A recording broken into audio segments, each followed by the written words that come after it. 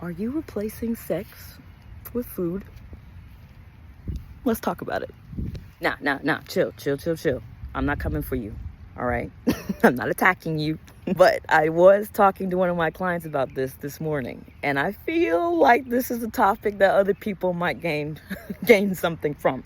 So I want to talk about what's actually happening when you're using food to help you regulate uncomfortable feelings like sexual frustration, and what you can do about it so that you don't gain 15 pounds, while you're on a dry spell, or you don't continue being dependent on food to regulate you and your body. Let's get into it. So let's start with what's going on.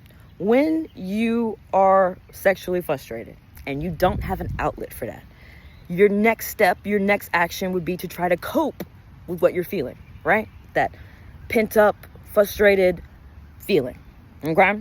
So from there, what you're doing in this scenario is you're reaching for food to help you regulate that uncomfortable feeling, either as a distraction or as a actual chemical, physiological change in your body, right? All of those things are going to help you shift out of that frustrated, pent-up feeling that you're in and shift you into a better feeling space, right?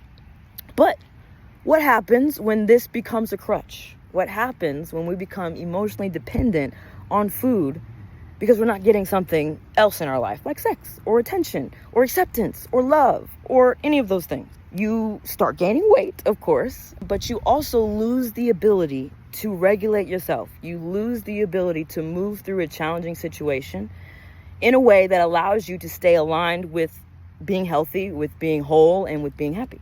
So let's talk about what you can do to start decreasing your dependency on food a little bit and start, working through these feelings on your own. So, tip number 1, find a healthier outlet. Seems pretty self-explanatory, right? But what I want you to prioritize when you do this is movement. Prioritize movement. When you feel frustrated, sexually or not, find something that gets you moving that helps you feel better, okay? For me personally, when I feel frustrated, pissed off, angry, any of those things, I do high intensity training. Sometimes that looks like doing sprints. Sometimes that looks like going for a run. Sometimes that looks like doing a HIIT workout. Sometimes that looks like doing boxing. I'm pretty diverse in my fitness routine, so I have a lot of options, but find something for yourself that helps you regulate that feeling, that helps you feel a little more empowered, that helps you feel a little better, okay?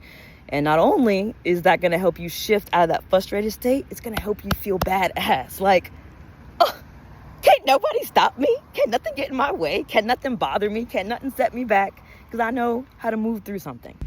Tip number 2, find other ways to create the feeling that you're craving, okay? Also self-explanatory, but we'll go deeper. So, if you are not in a relationship right now, if you don't feel like you're receiving the love and the acceptance and the acknowledgement that you are craving, find a way to create that on your own. Okay, and that could look like getting more attention from other people in your life. It doesn't have to just be romantic, right? You can receive love from your family. You can receive love from your friends. You can receive love from your clientele and people in your in your working space and all those things. So if you feel like romantic love is the only love that you need right now, that could be why you're frustrated, right? You're only trying to get love through one little door. Open up your options. Open up the doors, right?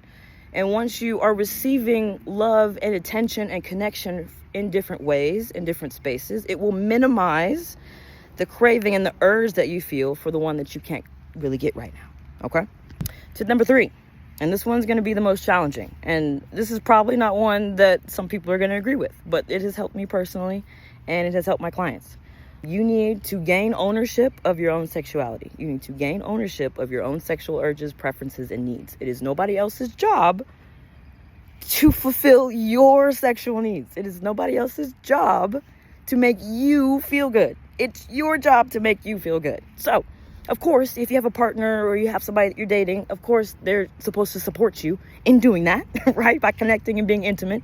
But if you don't have that, it's still your responsibility to take care of yourself. And sexual health is part of health. So find ways to pour into your intimacy, to pour into your relationship with your own body, your own intimacy in ways that are comfortable for you. Those 3 tips are what has helped me in my dry spells. I was single for about 3.5 years, and I also help with my clients improving their lifestyle and their life. And that looks like analyzing their relationships or the lack thereof, and finding ways to balance those areas of their life so that they can pursue their fitness goals and actually make progress, right? But if you're eating a tub of ice cream every time you're sexually frustrated, it's not really going to work very well, is it? So I hope those tips were helpful, you guys. If you feel like you need some help working through those uncomfortable feelings so that you can stay aligned with those goals and transform your body, hit me up.